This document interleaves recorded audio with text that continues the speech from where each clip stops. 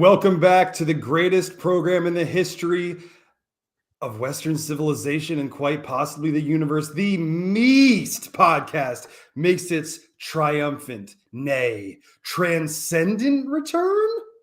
Yes. Tall on talent, tall in physical stature, Evan Thomas Mack is here to regale the masses. Brother. You gotta regale, brother. If you're not gonna regale, what are you here for? Honestly, That's a good question. everybody. So the Instagram thing worked, right? Okay, check this out. So the Instagram thing worked. A couple nuts and bolts here, But I X'd out of the browser and cut off the Instagram. But it did work. It did work. Was that intentional? It wasn't intentional, dude. But it did work. I swear it worked. It had us on the split screen, and it was working, and it was popping, and it was cooking. So now I know what we're gonna have to do. So we'll put it like this. It works. It says you're live on Instagram. Does it still say that? Yeah, and there's like 5 people in there. Am I still live? Am I still live? No, but that looks weird though. You see, it looks weird. You see, triumphant, unannounced return. Yeah, it looked a little weird. But I gotta figure out before we officially like when I edit this and cut this together, I gotta figure out how we're gonna make it look like this because this presentation is solid. Put it just on you real quick. See what happens. Y'all want to look at Evan's tall, dark, and chiseled, handsome features for a second while we regale you, brother. You gotta get regaled, brother. Hold on, let me make sure I put this thing on public. And I'm trying to buy time to make sure some people can funnel in and file in single file, just like you were coming in from recess after a wonderful day of Foursquare, possibly kickball. Alyssa Colson's trying to make it work in the Instagram. She's listening, so we appreciate that all the way in scenic and historic Connecticut, brother. Is it up? Picking up the kids at 10 o'clock at night. What kind of devious goings on the mean streets of Connecticut could it possibly be happening at this hallowed hour, brother? Yo, Kristen, what up? So for those of you who have no idea what the Meest is, then for the past several years, you have not been a fixture in Evan nor myself's lives, so shame on Val. However, if you were with us since the beginning, we appreciate it. We are back in action. This is your time if you're pre-gaming because you're going to go out and make a couple bad decisions tonight, let the liquor flow forth from your cup. You can pre-game with us. Or if this is all you're going to do all night, if you're an old soul like my good friend Jackie, and you just want to lay back with Lolita and just chill out at the house in scenic and historic Florida and listen to the sound of Evan Mack's voice and myself, you can do that too. If you're Alyssa Resnick all the way in Connecticut and you're driving, we appreciate you too. And I expect to see Monge, Dylan Matthews. I know Johan's going to pop up. So we got people all over the globe joining the Meest. This is your time to celebrate, enjoy. You know, Evan, everyone's always invited to pull up. That's all you got to do. Oh, you can pull up now. Now you can always pull up. Oh, there we go. The YouTube work. Okay, everything working right now. Dylan Matthews in there. David Perry up in there. Lucci up in there. No, they up in there. Z Money up in there. Lucci. Yo, what up, Z? What up, Z Money?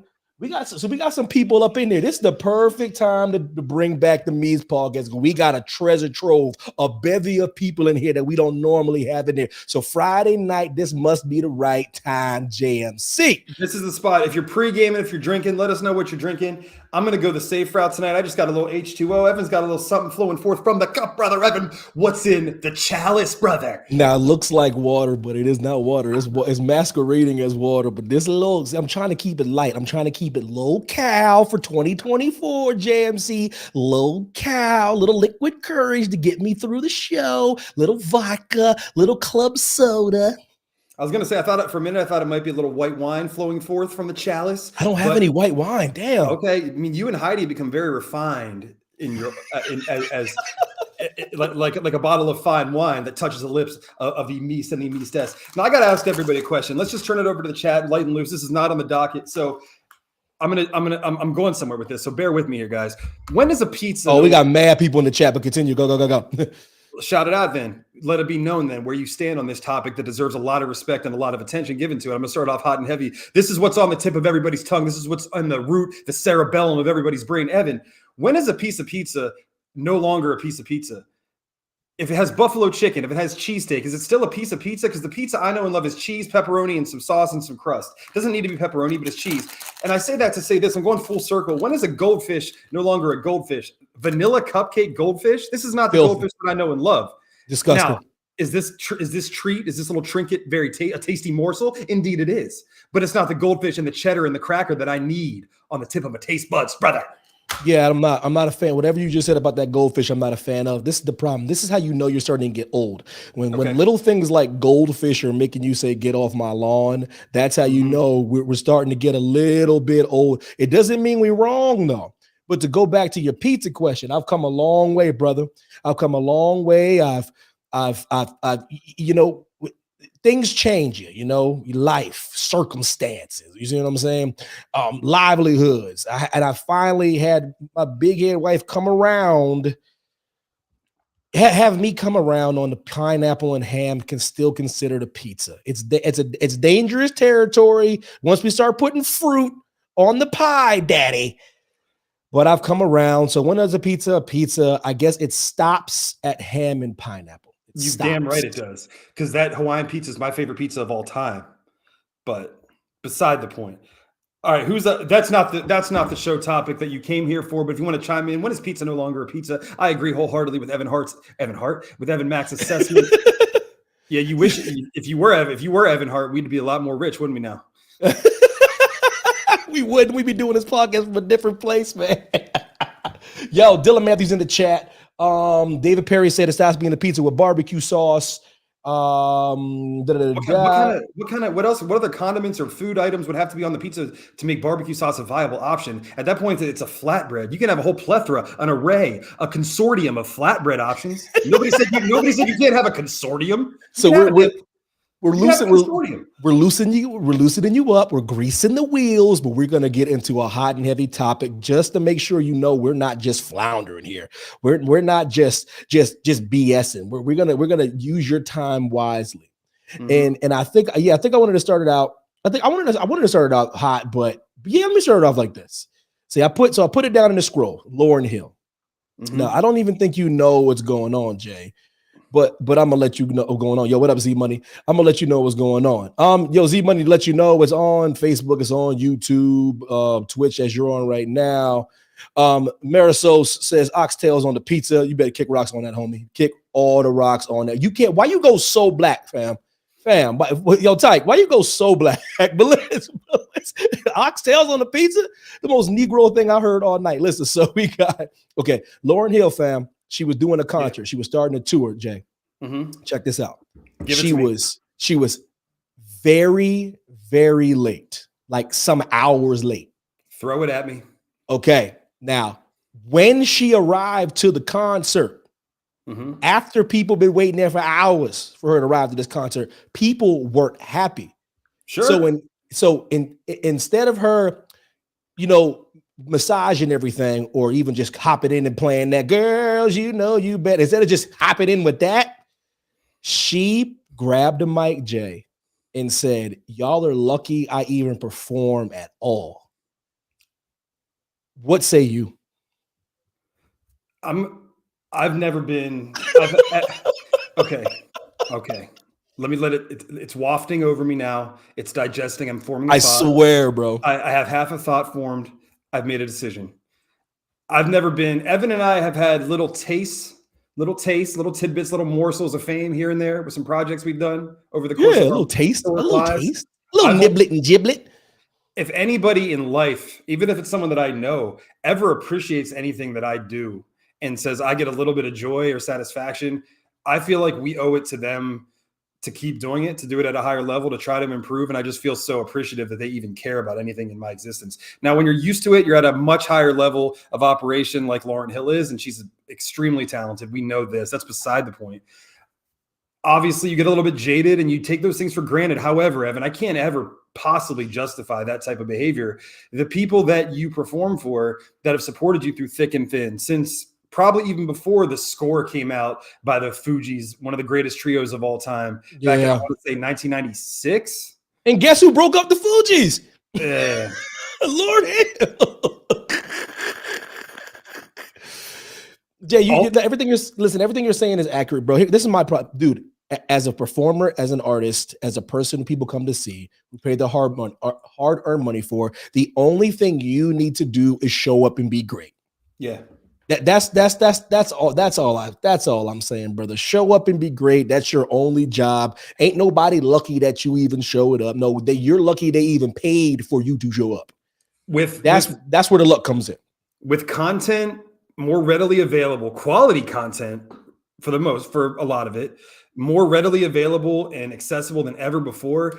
Honestly, at her age, at this point, to still be relevant, she's fairly lucky herself. Now, off one album. Yeah, basically. Now, a lot of hits on that album, and she's incredible in a lot of ways, but for anybody to act like that is so out of bounds. And nobody owes anybody anything. There's an even exchange of the talent that you enjoy, and people feel inspired by that. However, without those people that consume your product, which when you are an artist, your product is you. So without those people consuming you as that product, you don't exist, and you don't have a platform in the first place to even be relevant. So I'm not saying you have to pander, but you can't come in like that. Come on. All facts, all accurate. The Meest.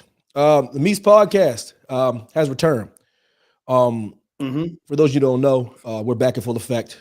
Fridays. Yo, Lexi, what's good? Miss Luthor. Lex Luthor. One of the coolest names of all time, and it's her real name. Lex Luthor in the building. Oh, fam. Kristen said, money. I'll put it on the chat. Money talks. Folks, stop buying her ticket. I love her, but she's beyond a professional. She didn't show up a few weeks ago here in Hunts Vegas. Yeah, you see what I'm saying? And then on top of that, Kristen, Oprah, on top of that, she canceled the tour outright the next night, fam, and said she had throat issues. I'm like, bruh. She said she had throat issues, fam, because everyone was so outraged. That's the real reason. And that's what the kids call cap. So like she canceled the whole rest of the tour. Jay, thoughts on that? She can't because she was angry. Was there? Oh no, Jay, time out. Look at the comment from Lex. Look at that comment. Read that comment, Jay. I don't even know where to look because we're on so many platforms now. Oh, listen, Lex said neither of you have aged in the past 14 years. Hot damn. Can we crop that out? Can I make that? It's cropped. Crop it out. Good night, everybody. That's what we came here for. We don't even have Heidi here to do our makeup. And Jackie, that part up. Jackie, if you're listening, I'm one guy that does not wear makeup. Don't worry about that. Evan, she had a bad experience. Let's just put it that way. Oh wow. So yeah, look, let me start off with Lauryn Hill. I wanted to start off a little light and loose before we get hot and heavy. Where does Lauryn Hill rank for you as an all-time artist? Because she does only have, and we're not talking about the Fugees, so she really does only have one record. So what I do is, as an artist, I can't rank her that high, but I will rank her based on albums. She has top 25 greatest hip hop album ever made. If that's not high praise, I don't know what high praise is. You know how many hip hop and rap albums there are in this world? I just gave the Huzzy top 25 ever. If that's not me being a classy gent, I don't know what it is. And I don't know. You could put it anywhere you want, but I say top 25. Do with that as you will. Top 25, Miseducation and Lauryn Hill, top 25 all time. And no one can tell me it's not. It's almost start to finish one of the greatest albums ever. So that's where I put her. But I'm not gonna make you when it comes as an artist. Now we're getting crazy because I gotta put in every genre. You know what I mean? I gotta put it. I even gotta bring in Yo-Yo Ma. You know what I mean? The Raffy. Yeah, I gotta bring. You know what I mean? I gotta bring in Andrea Bocelli. I gotta bring in Gustavo Dudamel. Those are all artists. And if I gotta start doing that, then it gets a little choppy. So I'm gonna say, as in from an album, yo, Gary, what's good? Then we talking about Lauryn Hill, Lexi, but not for much longer though. Oh no, we're done. We're done. It's over. It's over. Lauryn Hill. I've already spent too much time on Lauryn Hill for doing her fans dirty. But this is something I do want to spend time on. Jordan Michael Colson. Before we do, can we reset the premises one more time as people do your thing? Man, cut a promo, ladies and gentlemen. If you've been feeling like there's a void in your life that is just unquenchable, unfillable, you are not alone. You are one of many. You have been craving the Meest. You've been reaching out saying, JMC, Evan Mack, bring back Podcast. We deliver in time, brother. And we are back Friday nights. This is the time. This is the place on any platform you can think of. It'll be live. And then Evan, maybe a day later with a little efficiency on all the major platforms. We're going to be streaming on Spotify and all that stuff eventually after we add a little bells and whistles to the audio. Yeah. So if you miss this live and if you want to see these pristine, ageless faces, thank you. Thank you, Alexandra. We don't disagree. You look good yourself, young lady, as always. She does. She looks phenomenal. It's unbelievable. Yeah, you don't look like you've aged. You're no slouch now. Aging a day. I'm like, dear God, she looks younger. So I swear she has like 7 babies and she looks like she's 10 still. So Evan and I will argue till the day we die. This is the greatest show in the history of Western civilization and quite possibly the universe. And all this is, guys, is a chance to have fun. We're going to come at you 10 Eastern time on Fridays. If you're going out to the bar, going to get into some nefarious means, make a couple bad decisions, go ahead and do that pregame with us. Just let us know what you're drinking. Get home safe. There's Ubers out there. There's a lot of options.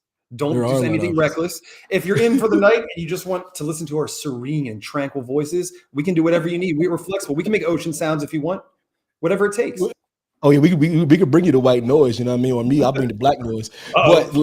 But apparently I'm getting threatened by my wife for not looking at the chat. There's like 7 chats, big head. I'm trying here. I'm trying to juggle. That's why we need Heidi's so integral to all that we do here. She usually juggles all this stuff.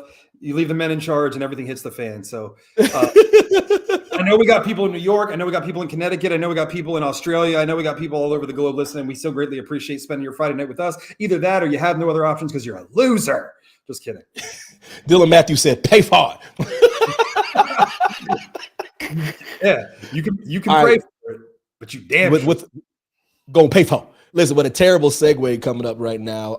Listen, Jonathan Majors. All right. The question is what Jonathan Majors did worth his career being over? Now, for the people that don't know, a New York jury found Marvel actor Jonathan Majors guilty of reckless assault in the 3rd degree and guilty of harassment. The verdict was reached by a 6-person jury after roughly over 4 hours of deliberation, which is very quick, spread across 3 days. Sentencing is set for February 6th. The charges, a misdemeanor and a violation, carry a sentence for up to 1 year imprisonment. JMC, what say you? I followed this case relatively closely, mostly just Evan and I talking shit back and forth and messaging each other about hearsay and the pandemonium that was this case. And we went from thinking he was dead in the water and guilty to seeing him running down the street looking like he was in fear of his life with this little skinny young lady to thinking like, man, maybe he really didn't do anything. So I just know closer than I'd like to admit about situations similar to this. I'm not going to ever say I know what another man or woman is going through because I don't. But I will say that I've been in similar situations. And Evan, I can say that I've exercised more discipline and constraint than I ever thought I was even capable of. At times was afraid for possibly my livelihood, not to be over dramatic and hyperbolic. And awesome. I just know that the optics, which are arguably more important than reality. And especially when you're on that level and you're Kang the Conqueror and you're famous and you're in the new Creed movie and you have name recognition, you can't make mistakes or choices like this. So there's a bigger story at play here, chat, and let us know what you think, because this applies to all of us. Does one bad decision or one mistake, and I don't like that word mistake because a lot of times they're calculated choices, whether fueled by emotion or not, is one mistake, one bad choice enough to condemn someone for life? Because make no mistake, whether you agree with Mr. Majors or not in this situation, he will never, and JMC means ever, be at the same level of hype, nor fame, nor grandeur that he was. He had the whole Marvel Cinematic Universe, whether you think it's crumbling before by the short and curlies. He sure did. He was the new Thanos. Will never live up to that maniac. However, that's my favorite character of all time. People, be easy. But I just don't know. I feel like we'll never know exactly what happened. But I also know that when you know who you're working for, and you're working for the evil empire, and you're working for that mouse, yeah, you can't do it. P's and Q's. What do you think? I'm gonna tell you what I think. Jonathan Majors forgot how black he was, Jay. Jonathan Majors forgot. Jonathan Majors forgot the cardinal rule. Jordan Michael Colson. Jonathan Majors forgot that he got one of the most old Negro faces in all of Hollywood. He forgot that he got like an old 1765 slave ship type face. He forgot. He forgot. Now people don't think that's a factor. People don't think that what I'm saying is gospel view. You know what I'm talking about? Listen. Listen. He forgot that he looks like the very first Negro. That's what he forgot. And when you do that and you start smelling yourself, you start reading your own press clippings, you start reading all the good things Variety and Hollywood Reporter saying about you, you start to think you're untouchable. You start to think you can't be touched. And when you forget and you lose sight of your chocolateness and you lose sight of what you are, then the world will quickly remind you something my father has always taught me. Always remember that you are black, because if you forget, the world will remind you. What I'm trying to say is he had a little bit shorter of a leash, so to speak, with this situation. The optics are bad. Strong, like aggressive black man, docile, innocent white girl, like in a car, grabbing her up, right or wrong. He forgot. But I'm gonna tell you something right now, Jay. He remembers now. He remembers now. So we can pretend, we can talk about what happened and what didn't happen. That's not what I'm here to talk about. What I'm here to talk about is something very fundamental. Looking in the mirror and realizing you look like if I could draw a black man, that's who I would draw. I would describe, if I was a blind person and you asked me to describe the blackest man possible, he would turn out look like Jonathan Majors. He would look like Jonathan Majors. Listen, you see me, I'm close enough to that too. I would have to be on my P's and Q's. JMC, sure. And I can, and if you look like me, you can do whatever you want. You can run for president tomorrow, and you don't even have to be qualified, brother. No, listen, Dylan makes a good point, and I actually seen this 60 Minutes episode, and it's so amazing. I did not even know that Dylan was related to this guy when me and Heidi watched this, but it's amazing. He's like blood relatives, first cousins with this guy. So his cousin is like a very, very well-known Australian rugby player. His ex, this is amazing. I'm gonna send you this 60 Minutes thing. His ex faked 3 pregnancies, accused him of the DV, made national headlines, was on 60 Minutes, and he was found innocent. You see what I'm trying to say? You see what I'm trying to say? Like he's just trying to say like the optics are a bit different based on certain things. Yo, Kate, what's up, babe? Guys, have you ever heard? You've heard the expression about optics? Perception is reality, and is that more relevant and more true for better or for worse nowadays? Where it is what it is, Jay. I mean, people thought, look, whether you support Donald Trump or not, like his energy and his charisma, and some people are nauseated by him. He was entertaining. He record numbers that we'll never see again at those debates. And whether you like him or hate him, you knew he was going to at least be a viable contender. People like, he'll never get the nomination. He got it. He'll never win. He won against someone who's a career politician, exponentially more qualified. You can hate her all you want. I don't like either of those candidates. But when you come across with that much energy and you appear as a dominating presence or a force, and you have that kind of presence about you, everyone pays attention. When you are that famous and you are that world renowned, people are looking to tear you down anyway. It's rule number one. They build you up to tear you down. Willem Dafoe said it in Spider-Man 1, and the Green Goblin was on a roll that day. And he was right. And, we look to knock those famous people down to our level, and so we can talk about them as commoners, as citizens. And with that said, it's harder for you. As a black man, it's harder for you. As a woman, it's harder for you.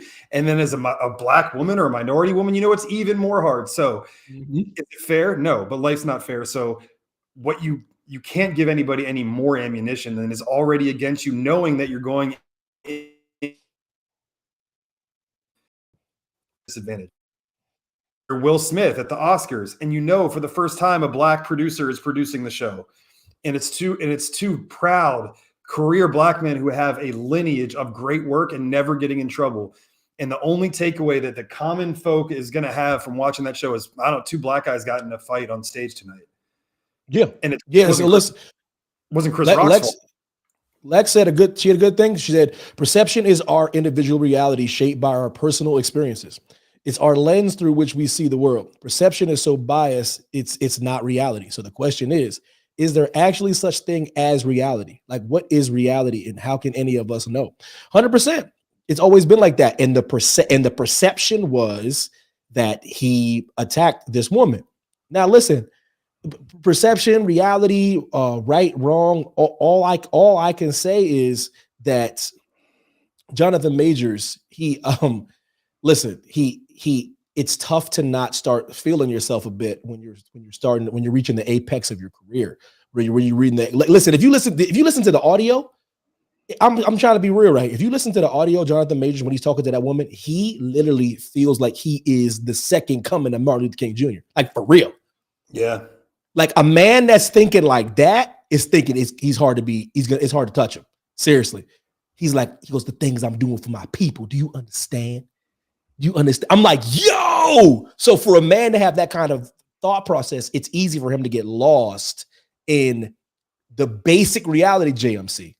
Is even in this day and age, you have to be careful because this world is still unbelievably dictated by what shade of skin you are. As crazy as that sounds in 2024, it is just the reality, my friend. It is. I'll never forget.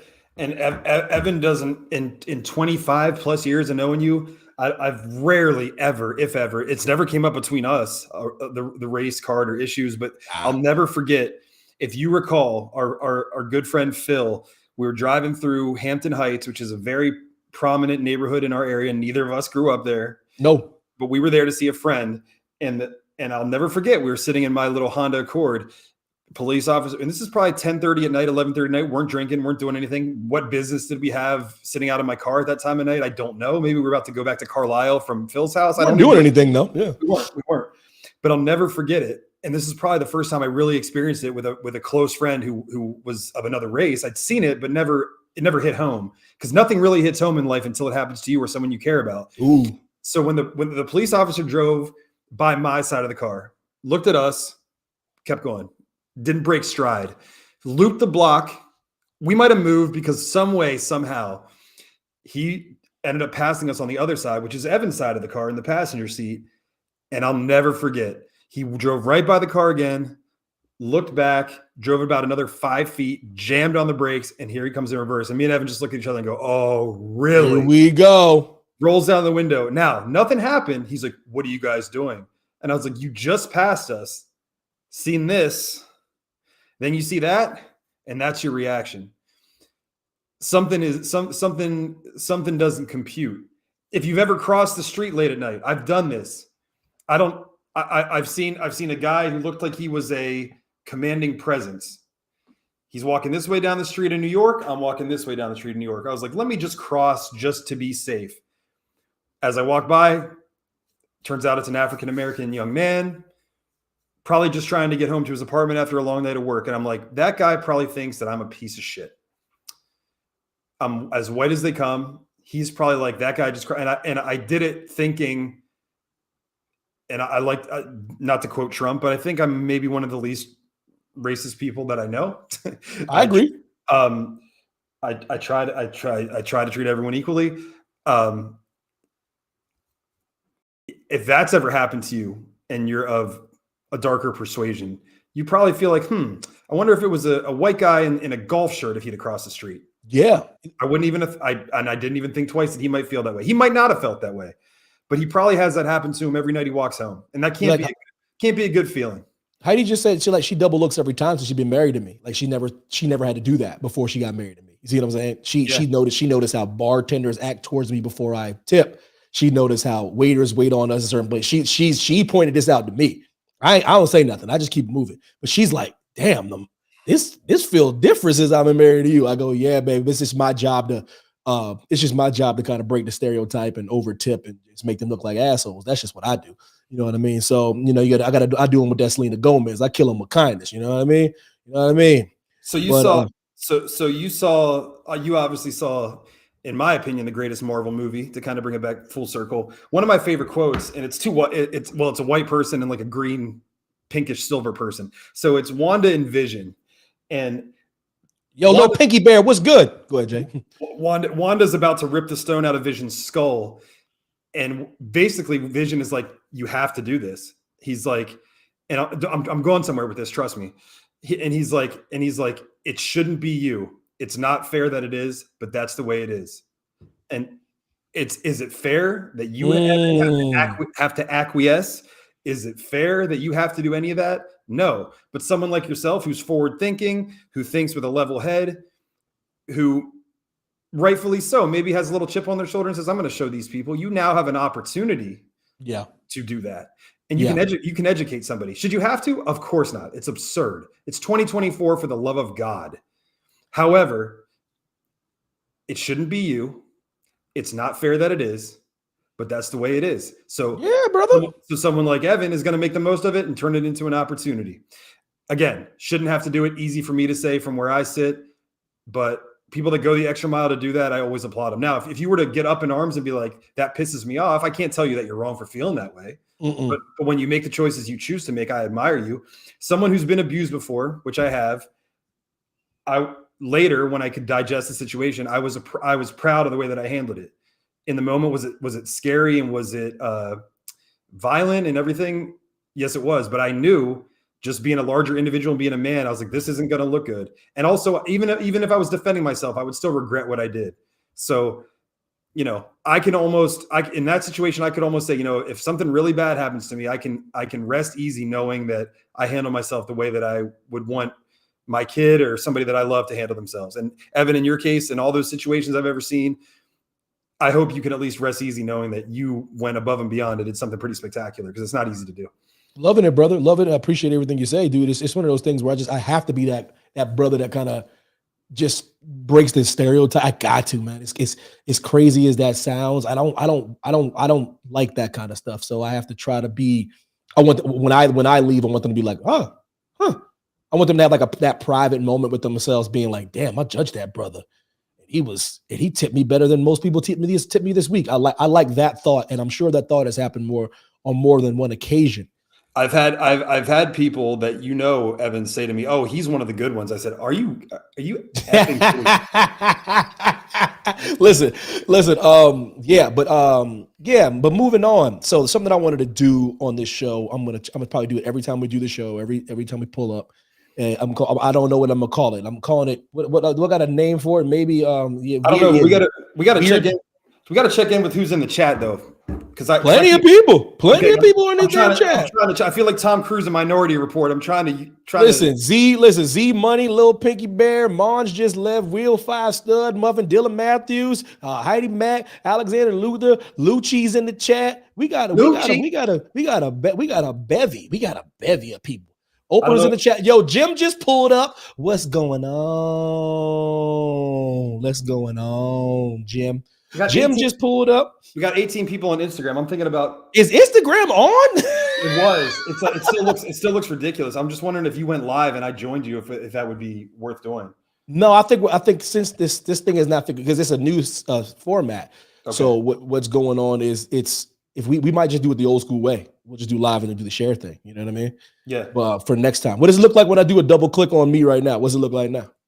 If I do that and then I do that. Let's see. It's a couple seconds behind. I know this is not good audio, guys, but we're we did an impromptu comeback with no day's notice. All right. I've been trying to work this Instagram thing out, man.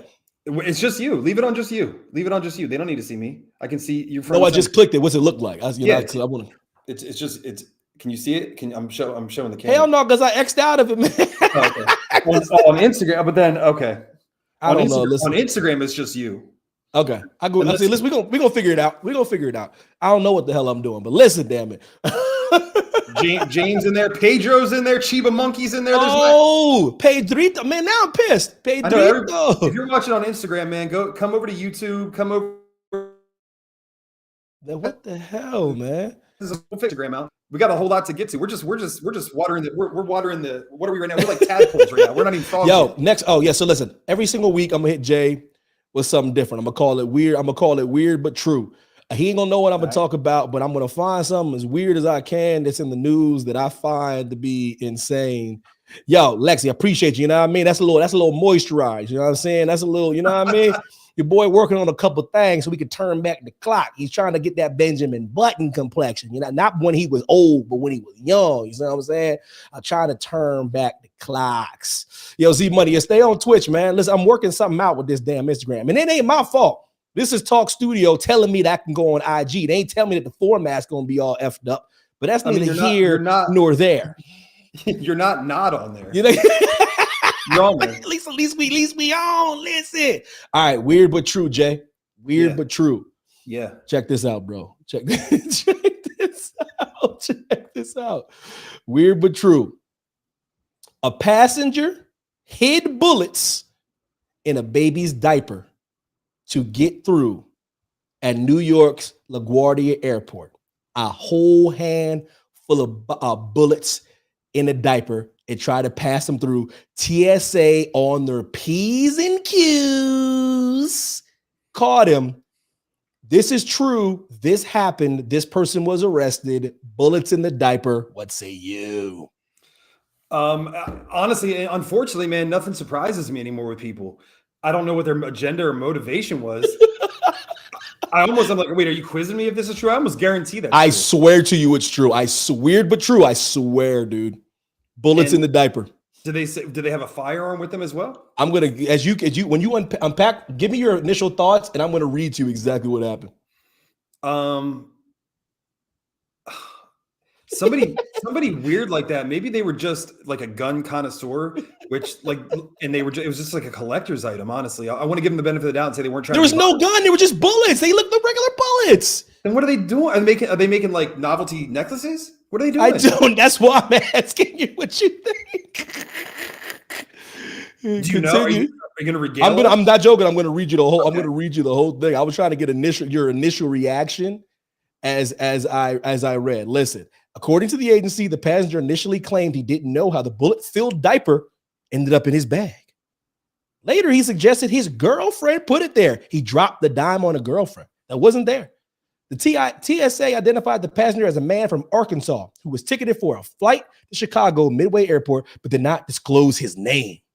Port Authority police cited him for unlawful possession of the 9mm ammunition, brother. Y'all are weird, man. What are we doing here in society? Okay. Wait, I'm not even mad. That's amazing. Yeah. You smuggled a gun in you smuggled bullets in a baby's diaper. You pooped in the refrigerator. Okay. Lucci said, I'm from New York. Those things don't even shock me anymore. Lucci is completely desensitized, unfazed. Lucci, I don't know you, and I want you to like me, and I want to like you, and I want to be close kindred spirits, but I just like have a major distaste for all things New York. So I'm really sorry. Lucci, I love you. We never met, I don't think. Lucci. If we do, don't harm me in any way. I hate New York, Lucci. Yo, dude, you don't like people to talk like this? You want some pasta for No, I like that. Over here? No, I like that. That I like. Can I take the accent away? I don't. I hate. I don't want to start spreading the news. I don't want to be a part of this New York. So Frank Sinatra, even you can kick rock because you from Jersey anyway. Yeah, literally. I don't even like. Listen, man. Dylan, you like New York because you only been there like a half a time. You 700,000 miles away. Dylan, I like New York. You amongst kangaroos most of your life. And Dylan said, I effing love New York. I effing love New York. Dude, I don't know about New York City, bro, but Long Island, bro. Oh, no, shout out to Z Money. Z Money is in upstate. Shout out to upstate. You know what I mean? Upstate New York is my kind of New York. That city can kick rocks. Anyway, Lucci said that New York City is the most hated. That's what I disagree. Everyone I talk to loves that city. Everyone That's the I love New York that you can buy in Mexico. Dude, when I lived in Germany, I used to ask all my teammates what city you want to go to. They had their pick of the litter. And I didn't say in America, I said in the world. And they would say New York to see Times Square. I'm like, oh Lord. Yo, you can kick rocks too, Wheel 5 Stud Muffin. You love New York so much that you live in Florida right now. Kick rocks. Like Florida's not a superior state in every way. Shout out to Jackie Downey Jr. in Florida. I can't stand that state, bro. Dude. I didn't even know that we both felt that way. This is why he's my best friend right here. Come on, man. Let's go. Bro, dude. Maybe because I went to college and my roommate first year was from East Meadow, Long Island, bro. Dude. I love him though. Yeah. Because so many things have come from his voice and where he's from though. But guys, it's not even hyperbole when I tell you that Steve from East Meadow, Long Island talked like that. He did. He was a genuine article. He's like, dude, if your girl breaks up with you, bro, what you do? You get her, bro. You drive by a house and you throw red paint on a house, bro. That's how we do it in East Meadow, bro. I'm like, why? He's like, that lets you know I could have touched you, bro. I'm like, listen, Heidi stopped door dashing because the Meest Podcast has returned. She's having the nightcap at the Madre and eating the Bowley. The $7. Come on now. The single greatest, most valuable item on any menu. Menu, be damned. Hey, yo, Gary, Biff just said, listen, the only thing I like about New York is the Buffalo. Exactly. That Buffalo, New York, the Bills Mafia, right next to Toronto. That's the New York I'm talking about. The nice, pleasant, wholesome New York. The Brady Bunch parts of New York. I get so tired of a Wall Street executive shouldn't be rubbing elbows with some vagabond on the subway. And if you don't know what a vagabond is, I trust you've seen The Lion King. Do some research. Oh my God, I forgot Kate was in the chat. Oh shit. Oh, Kate, listen, babe, listen. What I meant to hold on, what happened was she's almost disqualified because she's like a Broadway girl. So she's like, listen, but I would put her, go there. Oh, here we go. Listen. Okay, friends, you're not doing New York right. Times Square is trash, I'll agree. But if you take some time to explore, there are some beautiful neighborhoods in Manhattan.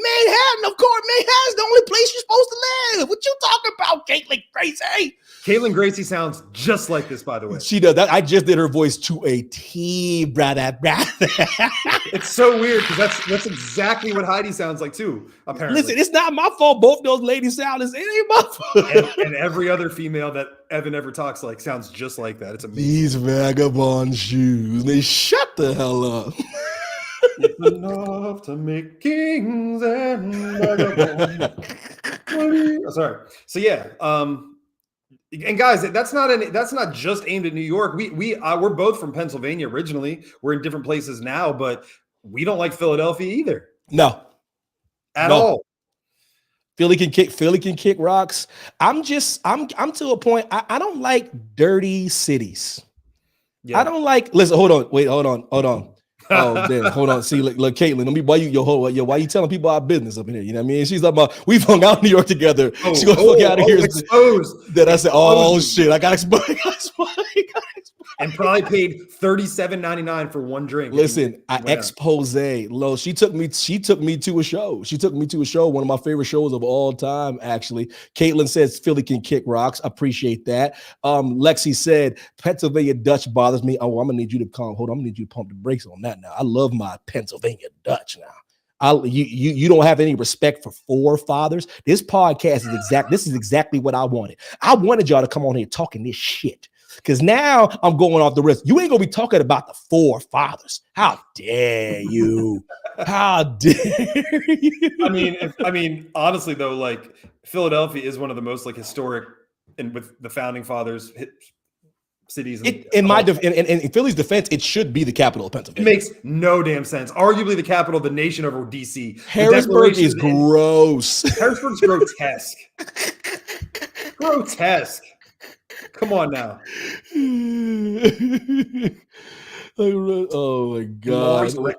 The Towson Mall in the single most magical place in the world, Towson, Maryland, that's the greatest mall on the East Coast almost. I love that damn mall. Shout out to that mall. King of Prussia. King of Prussia. I'm like, no. I go, yeah, you need 50 grand to just shop in King of Prussia. Yeah, you sit on Route 76 in either way for 4 hours for no damn reason, and then tell me King of Prussia's a viable contender, brother. Soon as you walk into King of Prussia, all you see is Gucci, Prada, Louis Vuitton. That is not a mall for a person that's from middle class. I'm sorry, not from middle class. Yeah, Lucci says if you don't like New York, you shouldn't like LA. Now, see that, and I'm so glad. See, this show is going off the rails. You see what I'm saying? Because damn, there's so much to go on because the chat's cooking. I love y'all cooking, seriously. But because I much rather you guys talk and have us go off on tangents because it's hilarious. Yeah, like Lucci, this is where you lost your damn mind. And this is what always bothers me about people from New York. New York and LA are nothing alike. Let me tell you why. You guys in New York are on top of each other. That's why you guys are so angry all the time. Like LA is huge. It's a spread out metropolis. You can let me tell you how spread out. Let me see how spread out Los Angeles is. One of my very close friends had one girl in one part of LA and another girl in a completely different part of LA, so far apart, they didn't even know about each other the whole entire time for years. That's how spread apart Los Angeles, California is. Now, price-wise, similar. Weather-wise, what are we talking about here, Lucci? Lucci, what are we talking about? Oh, we don't condone that kind of nefarious behavior either, by the way. But I'm just letting you know how spread out it is. Lexi know what I'm talking about. Let's go. LA all day. This is the only place where you can go snowboarding and surfing in the same day. In the same day. What we talking about, Lucci? What we talking about? Lucci, that's pretty kick-ass now. Come on now. Oh, Dylan Matthews, I'll pick New York every damn day over LA and 4 times on Sunday. Man. Explain yourself, Dylan Matthews. I'm so sick of people that don't like nice weather and hot people. I'm sick. I'm sick of y'all right now.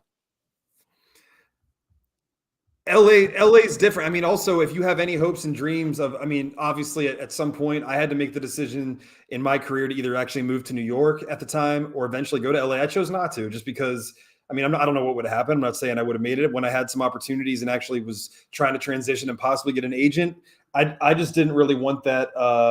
I didn't really want that lifestyle, and that city wouldn't be somewhere where I wanted to go at that time. Now, part of you always regrets that, but if you want those opportunities, a place like a New York or an LA is obviously where you need to end up. But at least at that time. Now you can kind of make your niche anywhere. So it's interesting. Jay, this is I don't know why this became a hot button issue, but it is. Z Money. I'll pick LA over New York weather-wise if I had to pick from those two. Will Fi Stud said LA can kick rocks. Jim DeSanto says Philadelphia, where natives of Central PA go to feel better about themselves. I'm like, that's amazing. Dylan says LA is dirty as AF. California is a different story. If LA is dirty, what's New York? What is New York? It's a cesspool. Grotesque. They have rats bigger than my dog. Are you legitimately? What? What's happening right now? Lucci goes, I like that the chat's on the New York side. Is that Tyrell? I'm always open Schaefer? That's Tyrell Beige, the first beige assassin in the world. Schaefer, what's going on? The biracial angel. Tyrell, I'm peppering in the pocket right now. You better run a damn hook route, boy. Oh, he already hit a slant real quick. I know he's open too. I know he's always open. A little sluggo, but Tyrell, my guy, my man. What's up, Tyrell? Okay. I've known that young man since he was knee high, man. I'm telling you. I'm very, very proud of it. And I'm very sick of this chat. Everybody can kick rocks. My girl Kate can kick rocks. It's everybody, my wife is with me, Lexi's with me. There's a few people that's sane. What in the hell? Are they so okay? In this chat room, I got like 20 windows open up. I'm trying to figure out where I'm sick of everybody right now. Go ahead. All I know is that Tyrell's open. We're going to do a pump and go because we already hit him with that short route. Now we're going to hit him underneath. We're going to fake underneath, and we're going to. We got him cheat. We got the safeties cheating up. They're cheating up. They're cheating up. Give me Richard Rayborn on one side and give me Tyrell. I'm always open. Schaefer on the other side. I can't stand y'all in this chat right now. We have topics to get to eventually. We do, but this was fun. This was fun. Yo, hold on, Rel. So much better. Rel, what's better, New York or Los Angeles? Rel, what's really good? Tell me right now. I'm gonna move on, but I'm gonna come back to it when you say, yo, Rel, New York or LA. We're having a hotly contested debate. Hotly contested. You and your lovely wife Heidi, you spend a lot of time in LA, but like that's mostly pursuing opportunities. Obviously, you planted some roots there and made some great friends. But do you actually love the city for just the city itself? Because I actually do, bro. Okay, I do. So that's cool. Because what I found out about it is, here goes the funny thing you said. Based on what you just said, I started loving LA after I stopped hustling. Okay. That's when I actually fell in love with the city, which is insane because I found I wasn't enjoying the city because I was hustling so much. So when I settled in with AfterBuzz and started just focusing on broadcasting and stop going to auditions every single second, I started realizing there's so many hidden gems, so many hidden treasures, so many things going on, and you get away from the people that the only thing they're trying to do is network and use you to get ahead. And then all of a sudden we started finding some beautiful people, some people that have lived there their whole lives. And once you find that out, you find out that LA is not all about the hustlers. It's a lie that everyone's been told. There's a lot of people that are there just living their life. And some of the best times I've ever had with people was when we sitting around eating food, ain't talking about what audition you're going on, when you get your next headshot, what networking mixer you going to. When that all stopped is when I fell in love with the city. And I swear to you, I said to Heidi, as soon as I fell in love with that damn city, that's when I got the call to go to the E. And that was so annoying because I was grinding and was so stressed out. And then as soon as I loved the city, they were like, come on, Evan. I was like, damn. So that's what the crazy thing is, dude. When the hustle stopped is when I started loving the damn city. What you mean you have bodegas, you automatically land? Man, F your bodegas, Lucci. We have bodegas. What's the best? Go ahead, Jay. What's the best city you guys have ever been to? Because I will tell you this, like Greece and Italy, the bodegas are top notch. If we're talking about bodegas, that's a real bodega. That's a real damn bodega. Can I get a real authentic bodega? Rail pulled up. I was in New York for college. Love the city. LA, I only visited, so that's all I have. I'd have to say New York. Man, kick rocks, Tyrell. I don't want to hear nothing from you either. I'm done with you too. And the defense is smothering you. You're not even open anymore. I'm like, I really want your opinion. Yeah, now you're getting double covered and nobody's doing. You're getting no help. You're covered by Revis and Prime. Roll coverage towards Rel all night. I know we asked for your opinion, but that's a different experience, though. Any place that you go to college in is going to be riddled with wonderful memories.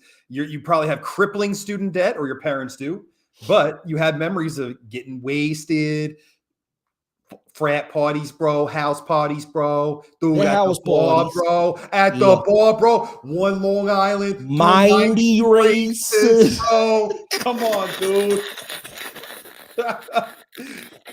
See, like that's why I have an affinity for Towson, Maryland, and Baltimore, because two of the first movie roles I ever got in commercial shoots were in Baltimore Inner Harbor for Step Up with Channing Tatum, and then freaking Baltimore Ravens Stadium to do a commercial for the Ravens of the Maryland Lottery. And I went to school there, and Evan, you would come visit me all the time, and every night was cool because we were young and we thought that like, there's like, our parents aren't here to like tell us when to go home. Yeah. Even though we didn't even like really run amok like people think we do. We were gentlemen. Many nights, Evan and I escorted young ladies home and just tucked them in as guys were trying to take advantage. Legitimately happened. How many dudes can honestly say they legitimately like real talk like Disney movie tucked in pretty girls and then left the dorm? There's not many men on the planet that can say that. Like literally tucked them in the bed with no nefarious means. And then never even had any intentions of seeing them or call. We took her out to a steak dinner and never called her again. Yeah, we did her like Dorothy Mantooth. You know what I mean? Yo, Caitlin. Who's a saint? She's a saint. Don't forget that. Caitlin says y'all are a mess. I agree. Rel's laughing. I agree. Lexi said, I never thought I'd miss the East Coast at all until I lived in Kentucky. Damn, that bad girl, but you changing lives. You over here talking to troubled men. You over here imparting wisdom. You helping men get through tough times. That has to be said. Something to be said about Kentucky. Y'all got the Derby. Y'all have fried chicken. You got you got the Colonel. You got the Wild. Y'all got Bluegrass. They got. There's Look, Alexis said, "Dirty Mantooth is the same." She is. So, well, man, this show is going off the rails in the best way. Montgomery Village, is that where Evan used to live in Montgomery? I love Montgomery. That's where Biff's at. I love Montgomery Village. He's talking about the Village Cafe. He's a Village Cafe staple. Oh, hold on, wait. Yo, Gary, you here? Gary, you here? Now. I gotta ask you a question. Gary, you here? Yeah, he's there. I want him to say yes right now before I go on this rant, because this is something I should have done a long time ago. How do I type to these people, man? I'm about to go to Facebook. Facebook's popping right now. Facebook is fish grease right now. Okay, Gary's here. Okay, I'm gonna do this in real time on this insane. Listen, the rebranding, the renaissance of the Meest Podcast. Jay's not even gonna know what I'm doing, but I'm doing it right here, right now. Now, Gary, we've not rehearsed this at all. I have been telling Jay about this one guy for about more than a decade that used to come in the Village Cafe. Oh no! And please. I have never been able to prove that he exists to Jay because he's never, ever seen this person in the flesh. You were at the Village Cafe more than I was at the Village Cafe. You know a lot of the people that were in the Village Cafe. And I need you to confirm this, JMC, Jordan Michael Colson. Yes or no? the character known as Po' Boy exists. And I have no idea what you're going to say right now. Po' Boy, does he exist? Yes or no? Me and Jordan's friendship is on the line, brother. I'm waiting with bated breath because I have a theory about this, and I'm 900% sure I'm correct. Po' Boy, the greatest. Yes. The boy. No way. The greatest day of my life. Okay, Gary, hold on now. Gary, did you hear that? Did you hear that? It's the greatest day of my life. Gary, level with me now. Is Po' Boy actually Evan, 6 or 7 Washington apples, and he's 3 sheets to the wind, doesn't realize he has an alter ego, and it's an alternate side of his personality, a la Tyler Durden in Fight Club. Listen, he's not gonna indulge this because I'm telling you, this dude is real. Oh, you weren't sexist, Lex. That was dope. I'll come back to that. Alexander, men are the least. Ain't sexist if it's true. Sorry. Anyway, the greatest bar of all time no longer exists. It was called my Village favorite Cafe. Bar of all time. It was the greatest bar. And if you've ever seen a skit that Evan and I did, there's a good chance that half of the humor, although I usually take credit for writing and directing when Evan's usually the star of the show, but we both write it together. Half of that humor comes from this guy who I've never even seen. Yeah, that's what he thinks he's fake. Listen. Yeah, you see what I'm see. Listen, Gary is cutting a promo right now, and Gary has been in the Village Cafe. I right in the corner, right by the bar, to the far right side in the bar stool. I know exactly where he sits, and he would know. He had a good vantage point if Po' Boy was real, and he was a dude that would run amok in the Village Cafe and based one of my favorite characters that I've ever done on Po' Boy. Po' Boy is the Reverend. Po' Boy is like every stereotypical guy that I do. And he's such an inspiration. And the fact that Gary has confirmed it, because Jordan thought it was me, like Fight Club, all this time, and it wasn't. You always had an excuse why he wasn't present. I know we didn't go there that many times, but we saw so many colorful characters in there that were amazing. I mean, this place is not even real. I love this damn place. And the beer battered fries and the menu. Woo. Unreal. I love, and I'm not going to call it a dive bar, but I love pubs and dive bars like that. And shout out to Brew House. But Kate said, "Yo, Ev, after a half dozen Washington apples." Yo, hold on now. Why you bringing up old stuff? You know, a half dozen, easy dozen. Apparently not. I do like 3. She said a half does though. A half doozy. Heidi been in the cafe. She loves the cafe. You know what I mean? Man, I love that damn. Why changing the subject? How many Washington apples? She would know for sure. So I need to be careful here. And if Kayla made them, I already know I already know the firmness. Stiff. The Sealy Posturpedic. Stiff as a board. Light as a feather. Stiff as a board. Light as a feather. Oh, what movie is that, Jay? What movie is that, Jay? The Craft. Oh! Is it? That is. Oh, okay.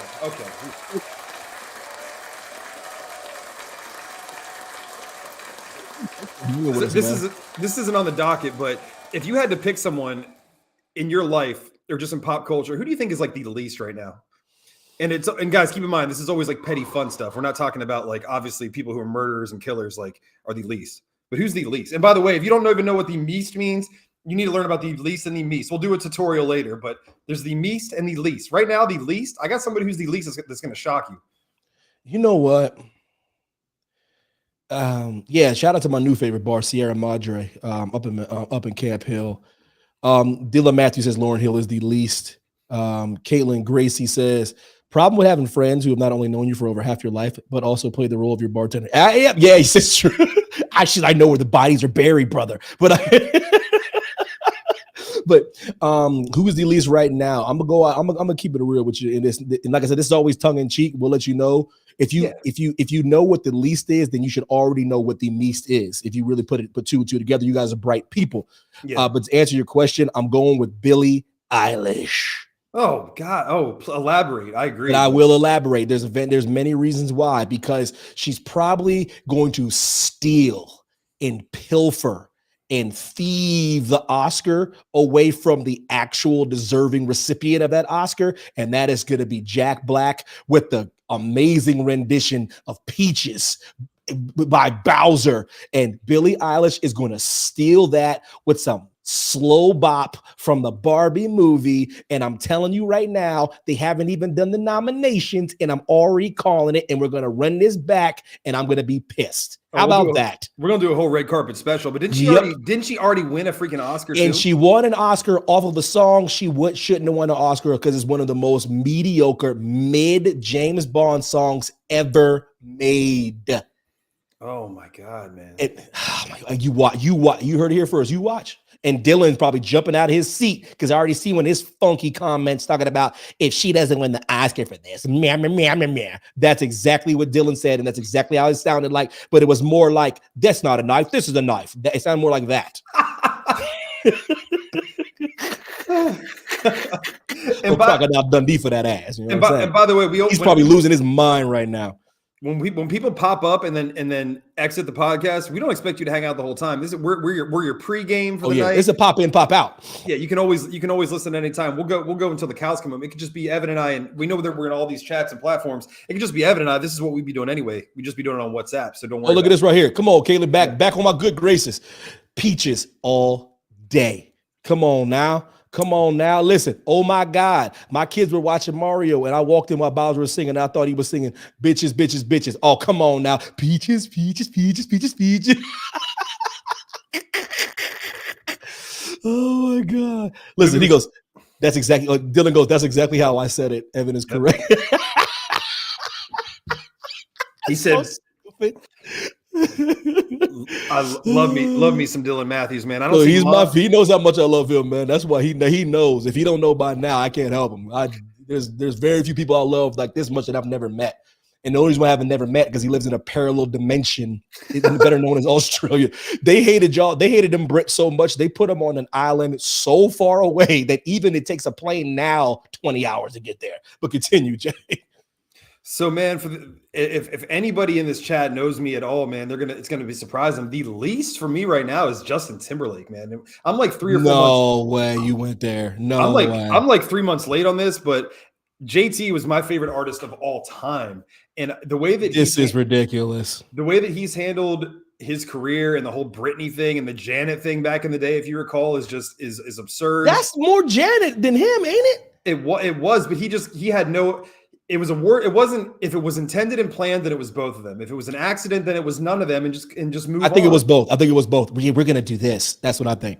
And there's no need for that, and it's not the time or the place to do that either. But he got he got no accountability for that. But the thing that really bothered me is because after 20 plus years, you get an NSYNC reunion, my favorite boy band of all time, and I'm a big Backstreet fan too, so it's all good. And there's no animosity between the two. I think NSYNC was a better dancing group. This is ridiculous. Boys had better harmonies, but they're both tremendous. But then Justin Timberlake is arguably the breakout performer of all of them, the most marketable. But he finally has NSYNC come back together. They do one song, which was kind of mid to me. Listen, Lexi, sidebar. Lexi said America got way too worked up over nips. How about that? She's pushing back. A little pushback, Jay.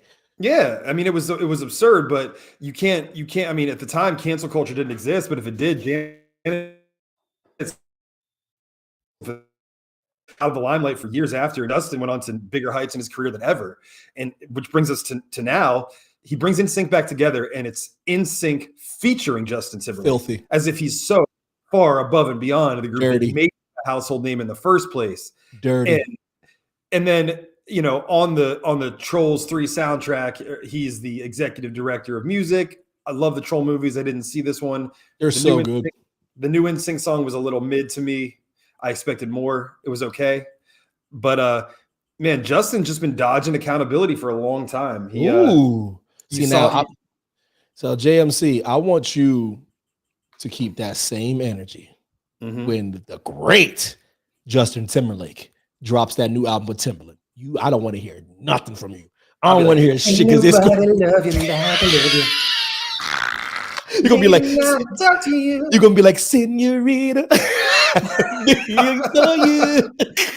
I'm gonna be like, tell me you love me. What did it mean? Yo, listen, because he's dropping a whole new album with the greatest producer to ever live, Timbo. The greatest thing Virginia has ever done besides lose the Civil War, daddy. Look, man. I lost my shit when I saw the Trolls 3 trailer for the first time and heard the chords to your All I Ever Wanted. Talk about it. Yeah, it's tremendous. But like, if Evan Mack and I don't do anything for 20 years, then we come back together and I'm like, JMC featuring Evan Mack, but it's not the Meest. That's dirty. It's just ridiculous. Especially like, dirty. We know, Justin, we know you're the cute one. We know you had the little afro back in the day and you had cornrows. You wanted to be black so bad. And we know that you're the most marketable and you're handsome and you can dance the best. And we know you have your little falsetto voice and you're cool and you were hot at the time. Don't be so quick to walk away. Ooh. He's still one of my favorite artists of all time. I just thought that was a low blow, and Lex is right. It was more like ramen hair. She ain't lying. It totally was ramen hair. It definitely was ramen hair. But let me tell you the greatest NSYNC song of all time that no one will agree with me on. Go ahead, because I know in order now. And this will shock you. I'll give you a hint. You might know it. To me, the greatest NSYNC song of all time has a feature. And what is that? To me. So is it okay? Are you talking about a song that is featuring an NSYNC member, or are you talking about a song that's labeled NSYNC featuring someone? That right there, the latter. Okay, then if it's the latter, then the only song I can think of that even has a feature is Girlfriend with Nelly. You damn right. I don't know why you're there. He doesn't even know you're there. He don't love your eyes. He don't love your smell. He don't want you like I want you, but believe me, I don't know. He's That's exactly what he said too. If you look up the lyrics, that's it. He like Okay, baby, what is it gonna take for you to be my lady? He said, tell me right now. I was like, Okay, all right. You got a point too. Yeah. Fish grease. You guys act, and you all act like you weren't feeling Nelly back in the day. Nelly changed the game. Drake gets the credit, but Nelly started to sing rap thing. All in my head, I think about it over and over again. He got a song with Tim McGraw, for goodness sakes. I'll be a shining star. Ooh. There it is.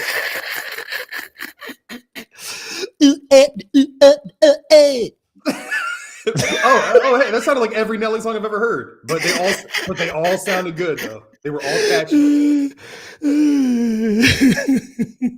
Yep, Heidi goes, he is the Meest, except when he has bigger than NSYNC. I'm a firm believer in don't forget where you come from. Don't forget where your bread is buttered. You can always go solo. The one thing that me and Heidi love about K-pop, there's so many reasons why me and Heidi love K-pop. Our favorite thing about K-pop is a K-pop artist will do a whole solo album and then the next day pull up back with the group. Next day. It's like their solo album was just a pit stop. Go for it. But they always come back to the group. Don't ever act like you're too big for the group that broke you out. Like every single person in BTS has like 3 solo songs. Next thing you know, all BTS comes back together. You can't forget where you come from, JT. You can't. Like Heidi goes, again, Evan's impersonation exactly. Oh, that one's spot on. Like, we all know it's tongue in cheek when I do Kate's voice and Heidi's voice. We all know you guys actually don't sound like that. Heidi's voice has a little bit more, it's a little more depth to it. It's a little deeper. Everyone says she sounds like Miley Cyrus, but she's older than Miley Cyrus. So Miley Cyrus sounds like her, but I won't get into that. And we know Kate's voice is adorable as well. So we all know I can't nail their voice. But one thing I can nail is eat up the E-A-O. You know I can nail it. Yeah. We know I can nail that. Oh my God. Oh my Lord. How is that not him? He has a song called EI. Literally called that. Come on now. How is that not Nelly? That's Nelly. Nell. Boy, Nelly, put some respect on Nell's name. Oh my gosh. Country Grammar changed the game, boy. We're going down, baby. Okay.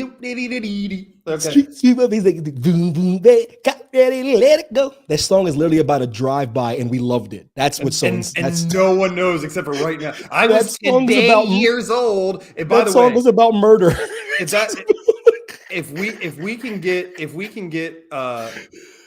rid of a phrase that's popular now every episode on the show, I'd be happy. I'm going to nominate I was today years old when I learned. Please, let's get rid of that. I like that. We're going to nominate I was today years old. You know what I'm trying to eliminate? I'm trying to eliminate sus. Okay. It had a pretty good run though. How about we just say suspect? How about that? Yeah, why are we abbreviating everything and combining names? They're going to call like That's why these little bastards can't spell nowadays.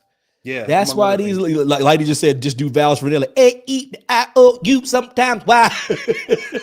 People are like, yeah, I'm feeling that. You gotta remember the why. People be slipping on that why though, you know. Gary wants you to sing Poison real quick. You mean the Belle Div DeVoe Poison? Or like Poison, the rock band Poison. I can hit you from both sides. Don't play with me. See, you got to be very specific with your requests. Yeah. Evan will take them all, brother. You gotta be don't get cute. To kiss her, miss her, love her. That girl is fine. This girl driving me out of my mind. You know what? That's why it's hard for me to. Don't stop now. Hell, can't get it out of my head. Miss her, kiss her, left her. What the hell is going on? This girl is something else, man. Oh, listen, Will 5. Now you're speaking my language. Living it up in the hotel, California. Woo! You want to talk about fish grease? The greatest American band ever is the Eagles to me. And I'm a Foreigner guy, and I still think Eagles are better. Get the hell out of here, Gary. I gave you what you want. You gonna leave? What a sucker MC. Evan, do you feel used? I feel like I've been used and abused. I feel like you got what you wanted. Mm-hmm. You got to third base, and then you stopped calling me. See? That's how I feel. Whew. Oh my gosh. I'm having a ball right now. This has been a gas. Every Friday, whether we get to the docket or not, that is we started out on the docket. We're on the docket a little bit. Belle Div DeVoe, source of all the middle school insecurities, can totally trust a big butt and a smile. Yeah. You're absolutely right about that. You're absolutely right. It's making you insecurity. Yeah, it said like because Kate has a big butt and she got Cannot lie.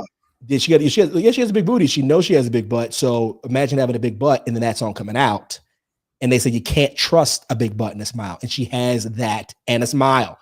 Think about how she had to grow up. Can you think about when you're walking around your life with no problems, without a care in the world? She literally had poison written about her in a negative light. All because she had a robust derriere, brother. And a smile. And a smile. You're supposed to it's a package deal. Oh, okay. Okay. Yeah, you're right. That's what he said, Bell, Biv, and DeBow. Mm-hmm. Oh God! BBD. What did we get? We got something else to talk about. Well, we have a whole relationship segment that I wanted to end the show with every time. Oh, let's end it with that because let's get back on track because this has been hilarious. Yeah, we always got something. But guys, I want to end every show because it's so important nowadays to nurture your relationships, whether it's your spouse, your husband, your wife, your significant other, your parents. So So Elijah come back. Elijah's in here now. Elijah just pulled up in the chat. Hold on, Elijah just pulled up in the chat. He said, "You know what I find sus," and you got the audacity to use sus. Did you just say sus? Can you please go back to suspect? You're of the age you should be saying suspect anyway, young man. He said reach. Did he mean preach? Or did he mean reach? Did you mean reach? Yeah, because he's going off the rails. He's going off the rails. We can talk about that too some other time. That could be a whole show. And Will Foss said this should be a weekly thing. It will be Friday nights. So whether you're pre-gaming, whether you're going out to the bar at 10 o'clock, we come on. It'll probably be the most packed, hot and heavy in all the chat rooms. We're on every platform. So this is a good time. People are in here, dude. Yeah. 10 o'clock is when you're pre-gaming, you listen to us when you're taking some drinks at the house, whatever, before you go out. We don't expect people to stay here the whole time. People come and go as they please. Then the whole audio, if you want to go back and listen to it, it'll be on Spotify and everything a day later, if that. So yeah, Elijah. We got to talk. We'll definitely talk about them. We'll have a whole episode. We'll do a whole episode. You have no idea. You could handle it any way you could handle it, Jay. But that's a good story to talk about. You can handle it any way you want. You can take that any way you want. I'll just piggyback. That's a great one. Since Elijah want to pull up with that, damn. I have nobody. He must have just heard something. But see, everything because certain people refuse. Look at this. What he said. Because certain people refuse to take accountability for anything. I only know what I've heard, but I know a lot about what I've heard. Oh, we're gonna talk about that, but save that. That's a nice little cliffhanger. That's some good stuff, man. If you're willing to talk about it, we're gonna talk about it. Then this podcast is gonna be off the chain. Yeah, I mean, this is what I wanted, though, man. This is what I wanted. I wanted entertainment. I wanted controversy. I wanted real, and that's about as real as it gets. Y'all stay tuned for the reach conversation. Ooh. Yeah, man. I mean, we'll talk about it. End the show how you want to end the show, brother. So so talking about relationships, man. Evans, and we don't even have to get into a full segment here, but as we're winding down and we're heading off into the sunset, I always want to end with how we can improve our relationships at the end of the day. And Evan speaks from a position of authority on this because obviously he's been married for a very long time, happily married. I will argue in a great career where you and Heidi both have done some tremendous things. The greatest accomplishment you guys have is your relationship with each other, how much you respect each other. You involve each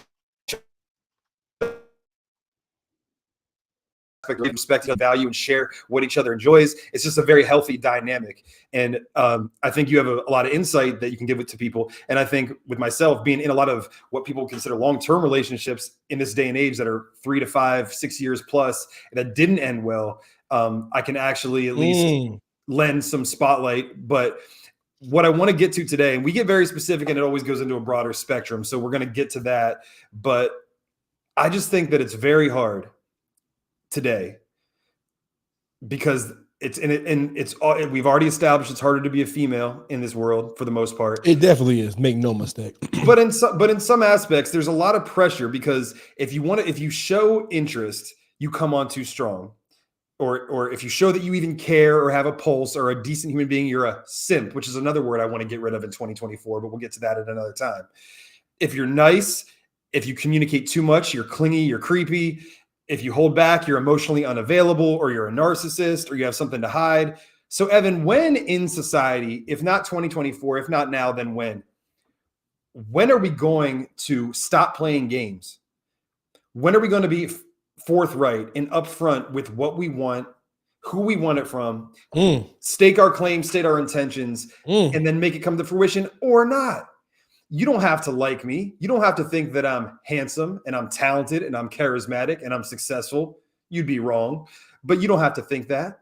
You don't even have to like me anymore. You don't even have to appreciate my advances or my flirtation style. But if you don't like me and you don't approve of the way that I'm coming at you, why is it better to ghost someone? Why is it better to ignore someone, to make them feel lesser than? Now, I'm not saying this happens in every case, but for all the reasons I just stated, if you don't come on strong enough, you're a simp. If you come on too strong, you're clingy and you're creepy. Evan, when are we going to stop playing games? And when are we going to be honest and communicate effectively with each other? When? Cutting a promo. Yo, Chef Justin in the building. Yo, I need some shrimp and grits. Absolutely. I'm sure you can whip those up for me, brother. I think that's the first dish I would want from the chef. Shrimp and grits. I'm spitballing. MC fan, I'm checking in on the fellas. What's good? We're good. Lexi says emotional immaturity. She said, when we truly know and respect ourselves, that's when. Yeah.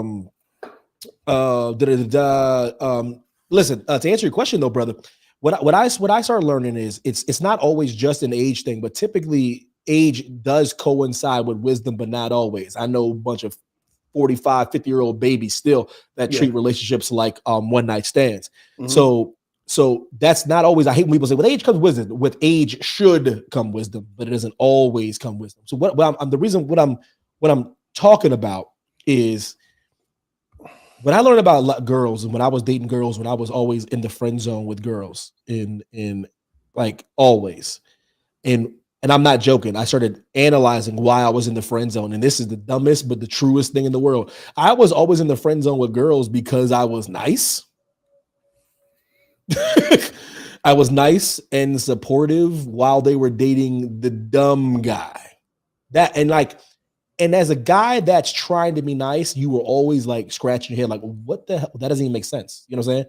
Then you start realizing, start hearing that stupid old chestnut that girls like bad boys. Yeah, a lot of girls like bad boys until they get effed over, until they're past their prime, and now they want to do with a whole bunch of money that got leather-bound books and this place smelling of rich mahogany. Very, very, very, very. But and by that point, that guy that you have dissed, that has acquired all those things, is bitter and jaded now. Now he's bitter and jaded now. He's funneled all that energy and frustration into becoming a professional because he thought that was going to be the problem, and that's what helped him get women. Then he started realizing that he doesn't need a sweet girl. Now he gets with girls that like him for the money. And they're beautiful and they're young. They can be any age he wants. And he can date younger girls until the day he dies. And he has a lack of respect for women. And I'm not blaming women for this, but I'm telling you, the percentage of women that have hurt guys that turn into pricks, it's because they become jaded. I'm keeping it real. I'm keeping it real. So when I find that women settle in is when they figure out what they want, and they figure out that the bad boy and the asshole, I guess that's a cool novel. How many times have you heard a girl say the guy was too nice? A million. But then to everything you said, a billion, a trillion, everything you said is so poignant and spot on. But then every Instagram meme and every Facebook post that you post talks about how you just want to feel safe and you just want someone to be honest. And I'm tired of the games, but every time I know there are very few decent guys out there, but I know a few of them. And when they do approach you, if they're not tall, dark, and handsome, or they're not of a certain financial means, they're creepy, or they came on too strong, or they just weren't my type. But at the same time, if that dude was hot, but he was a piece of shit, all of a sudden it would be okay if he was behaving the exact same way. Oh yeah. To your point, Jay, to your point. Wait, people are cooking right now. Hold on. Caitlin, I don't think it's about, put in the chat, I don't think it's about stating what you want. It's more putting in the work for a real relationship and people getting away from thinking that there is something better out there. Bars. Lexi, people need to stop settling because they're scared of being alone. Huge point right there. Go be alone for a while. Heal. Figure out who you are. Alexandra says, I like reformed felons. And I go, yes, honey, that's fine. As long as they're reformed, baby. As long as they reform. People can change. I'm not judging your truth. I'm not judging. Oh, she's so stupid. Full circle. In the words of Lauryn Hill, it could all be so simple. We'd rather make it hard. You shut the hell up. But listen, no, but it's true. But Jay, to all your points, to everyone's points, like there's another fundamental issue. Like when I used to scratch my head, seriously, I'm an introvert, extrovert. I always have been. So that wasn't a thing until people realized it was a thing. They thought it was only one or the other. So when I was an introvert, being shy and trying to be the nice guy, talking to girls and always having girls bang very stupid, ridiculous, sometimes unattractive, less talented individuals, I just sat back and thought, while other people are getting high grades in school, I was getting low grades and just scratching my head on them. Why are these girls doing this? And what I started finding out is fundamental, like a guy that pretends like he doesn't care is attractive to women. But the greatest lie men have ever told a woman is that they don't care. And the other greatest lie men have ever told women is that they're not emotional. They have tricked the world into thinking that women are emotional. Men are the most sensitive creatures on planet Earth. Do you know how many men are in jail right now because someone talked to a girl at a bar? Thousands. Think about what I just said there. There are thousands of men in jail for life for killing a person for talking to a girl.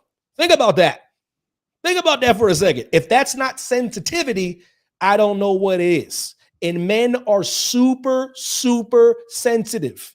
So they have pulled this trick of they act like they don't care. So they act like they're assholes and that somehow attracts you. And then you go for this guy. And at the end of the day, some girls, dude, they like guys that they're just attracted to and they don't care how they treat them.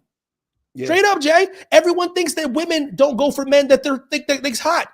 Men don't think women like guys with butts. Men don't think women like the same thing that we like. Men don't think women like sex as much as we do. All lies, all bullshit. And that's why I used to be like, oh, that's all it is. And once I figured that out, I stopped trying to sweat these girls. I go, you go ahead, be with that dude. But one thing I do, Jay, Heidi knows this. Anyone that knows me do this. I circle back and check on all these hussies. Mm-hmm. And I like to see the decision that they made. And I like to see if they actually found their Prince Charming. Most of them have not. You know why? Because they're still doing the same shit that I'm talking about from 20 years ago. Not 5, not 10, 20. I check on some of these hussies have done well for themselves, but it's very few and far between. Most of them are in that cesspool of dudes that still treat them like shit. And you know why? Because they ain't listening to the Meest Podcast. Take it away. And that's the only reason. And we're not coming at women for poor decisions. They can listen. Anybody smart knows what I'm talking about right now. So I always want to end the show with the relationship segment because I think that everything in life starts with strong relationships, whether it's business, whether it's your life at home. And that starts with communication. And I feel like that's in the day and age, we're all supposed to be more tied together and more accessible than ever. I feel like communication itself is in the poorest state that it's been ever.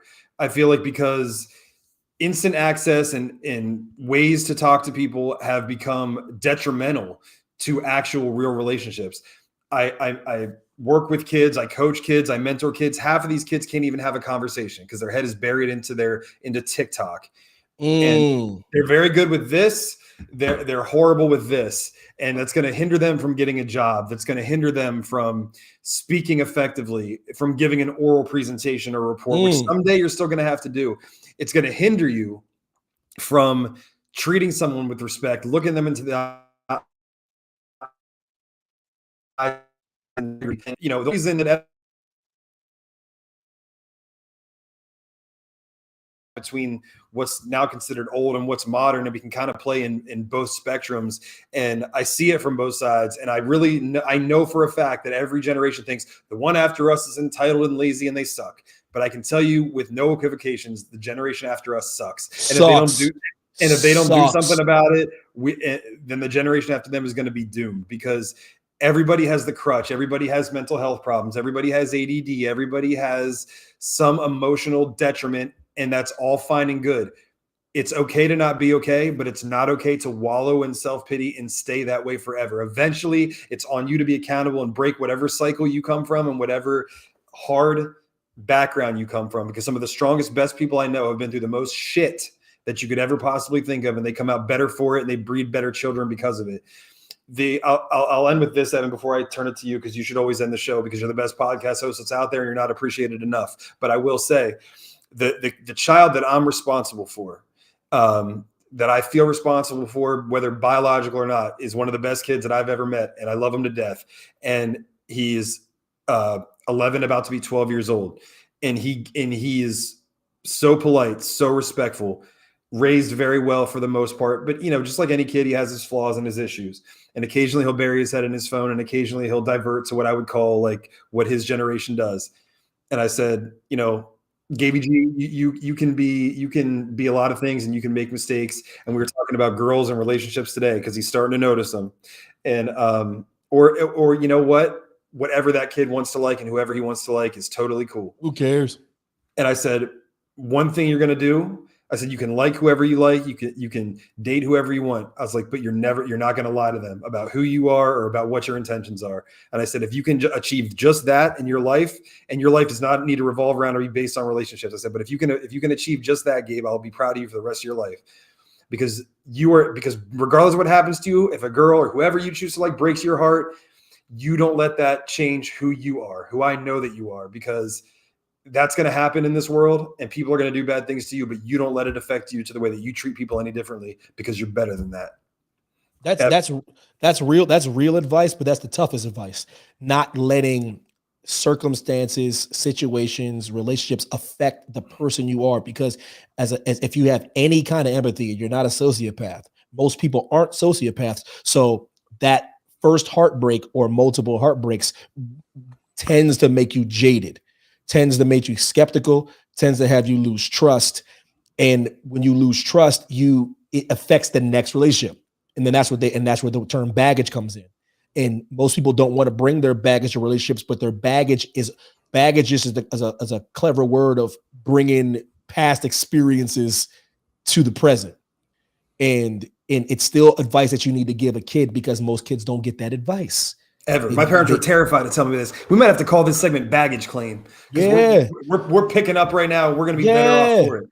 And that goes in all relationships, man. Like even this, Evan and I went through a time where we didn't talk to each other, like over dumb stuff that could have been resolved. And that's on both of us, but it's all lack of communication. Yeah. So like, it's like, dude, I didn't really like that. And here's why. That could have been done in probably 5 minutes. You can be like, you're right. Or be like, well, I didn't mean it like that. Or you could have been like, well, I did it because. But 5 minutes, we wasted like 5 years. And think about, listen to that, guys. Listen to what I'm saying. That's a good way to end the show. A lack of a 5-minute conversation. Me and this dude almost lost 5 years of communication and relationship. Think about that. When I hate saying life is short, because life can be whatever you want it to be, but technically it is. So think about that. I've known this dude since about 1999, 2000, and there was a gap of years, multiple Super Bowls, a World Cup, where we didn't speak because of a lack of a 5-minute conversation. Think about that. So communication is everything. Lex just said communication is key when you were talking. She said, preach, Jordan, 500% therapists approve, and all these things. And it comes to the point where I say this ain't about, this ain't never gonna be no women bashing show. I'm always gonna bash more dudes than chicks. Always. This is how I am. That's how I'm always gonna be. Because I believe women know more about dudes, more what they want than dudes do, in my personal opinion. So you're always gonna hear me talk shit about dudes. So, But I do like talking about like relationship like stuff, because especially with Jay, you're on the other half. Marriage was never something I wanted to do.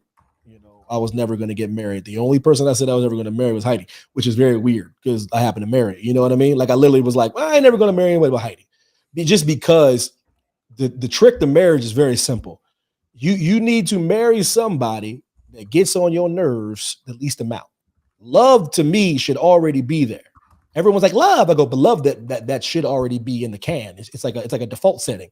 What they don't tell you is you need to be with somebody that gets on your nerve. That does not get on your nerves. It's all about levels of that.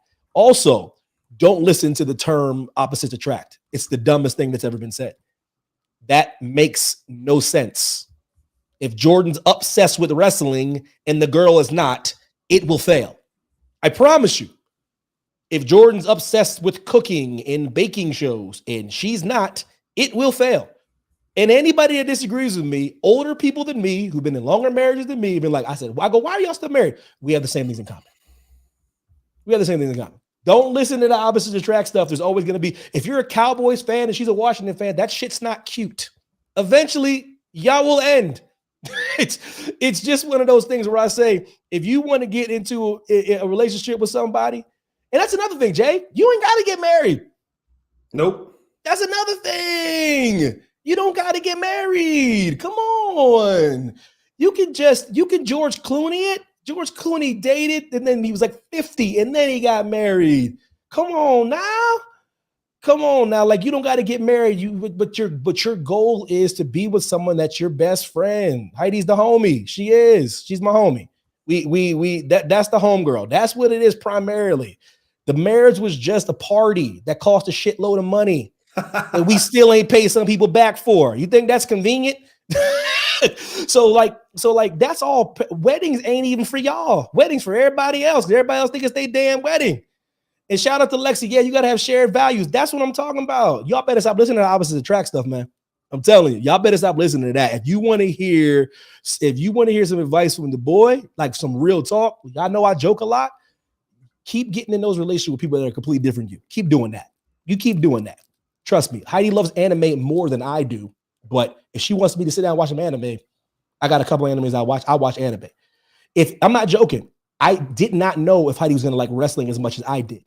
Her first introduction to real wrestling, not some stuff where she watched with Triple H or whatever back in the day, was I took her to SummerSlam in Los Angeles. Live show, cash in, Randy Orton on Daniel Bryan. She was like, this is one of the greatest things I've ever seen in my life. And I was like, okay, this marriage is going to work. It's going to work. But think about that. If she wouldn't have, Jay, I'm keeping it real with you, Jay. You know how long I've known Heidi. About as long as you have known. If she wouldn't have liked wrestling as much as I did, we might not have made it, bro. Because I watch it too much. I can't have this girl in the next room while I'm watching Raw and SmackDown and AEW. I can't have that. That don't make no sense. That don't make no sense, bro. You know what I mean? In 2013, that was her introduction to the show of shows, and I showed it to her. Dude, listen, man, I'm going on a tangent, but I'm keeping it. Listen, people don't listen to me when I'm talking about relationships, man. If you want to listen, listen. Stop giving people that don't like the same stuff you like. If you love sushi and she don't, that's gonna be a problem. Heidi knows how much I don't like sushi. You know what she do? Finds places where they got chicken and sushi. That's how it works, bro. That's how it works, bro. Boy, listen, but y'all go ahead, man. Y'all keep doing what y'all doing, but y'all wonder what, listen, it ain't magic, bro. This girl just likes what I like. I like what she like. I like being next to her. If you don't like being next to a person, it can't all be about sex and looks, fam. No. Fam, it can't be all about, because you can find that anywhere. If it's all about sex and looks with a person, then you gonna be on the outside looking in where you want. Or you would just stop getting married, Jay. You know what I'm saying? Jay, you've been married, bro. Don't be in no rush to get married again, fam. I forgot I was the other day. Honestly, I was watching. We didn't. I actually believe you. I actually believe that. I was watching Cat Williams thing on Club Shay Shay, and he was Shannon Sharp was like, "You ever been married?" And Cat was like, "How?" And then I was like, I was like, I was close again, and it didn't work out. And then I was like, yeah, I was like, at least I can say never been married. I was like, holy shit. I was. And then I was engaged again. And at some point, you got to do a little introspection. What's the problem with me? That's fair. I'm glad because we got to talk about the rise of narcissists in our country, because it's absolutely absurd and it's more prevalent than we think it is. Listen, I could do this all night because y'all have been very, very receptive. And I told Jay before we even started doing this again, it was more his sole idea to resurrect this. It's not like I never wanted to. It's one of those things where I didn't know when we was going to do it. So for him, he did this randomly today. I was like, oh, let's do it.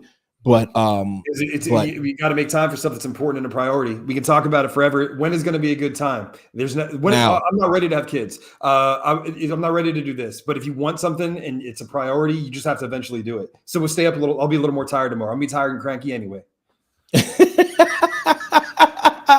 but what I was saying to him, and I've always said to him, this show goes as the chat goes. So you guys, this is literally we're gonna make this audio. This is intended to be audio, but I got to do video just because I love video. But the chat, like I'm telling you, we make a rundown just in case there's no chat, so we can just talk our shit. But I am thrilled that people came and talked, because that's, to me, this was amazing. This show was never going to go hour and 40 minutes, promise you. But it has because of you guys. And maybe they all do that. Maybe no other one ever does that again. But we didn't advertise it ahead of time. But it is going to be every Friday at 10. There may be an exception here and there. I do travel a lot, but with the way things are now, you just got to keep it going. And we want to keep it going. And we've always had people that, with no promotion whatsoever, can pop up and support us, and we appreciate that. And if you like at all what we do, we thank you. And if you want to help out what we do, the best way to do it is tag somebody and say, hey, listen to this. Yep. You might find this entertaining. You might find these guys idiotic. You might find them fun. And then the best part about it, Evan already said it, he hit the nail on the head. You guys are the best part of the show, and it's a cliche, and everybody says it, and everybody can hold hands and feel good and do trust falls. But honestly, you're the best part of the show, because it's the interaction, it's the communication, and we're a lot more alike than we think we are. And the divisiveness and the political landscape and the major TV networks. That's their agenda. That's their agenda. Make you think that. No, we all kind of want the same stuff, or we might not be thinking of something that you guys have a better idea about how we can go about it. And far be it for us to say we know the best way to do everything. So, listen, man, people still cutting a promo. Okay, just cut a promo. Listen, when a marriage isn't right, it's easy to forget. Put it in the chat, so everybody else read it.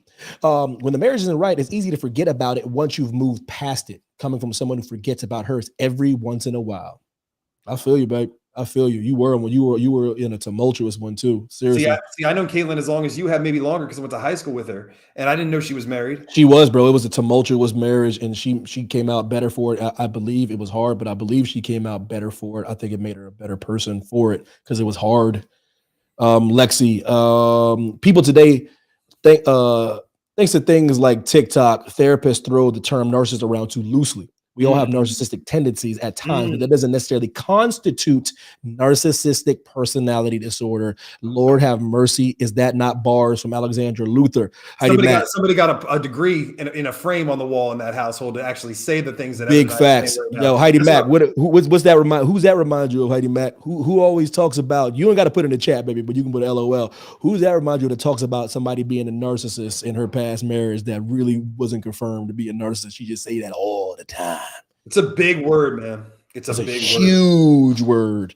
Huge word. Narcissistic tendency is different than being a person with narcissistic personality disorder. That's a whole nother level, brother. How they goes, LOL, yeah, I know. So we'll talk about this some other time. 1,000% better 7 years post-divorce. Shout out to your girl, Meest Podcast, with the GOAT man, JMC. I'm your man, Evan Mack, a.k.a. Coco Cena. Chat's been amazing. Y'all been amazing. I'm gonna see y'all next Friday, Lord willing. We're gonna try to get to some topics. Y'all take it easy, man. For real. Love y'all.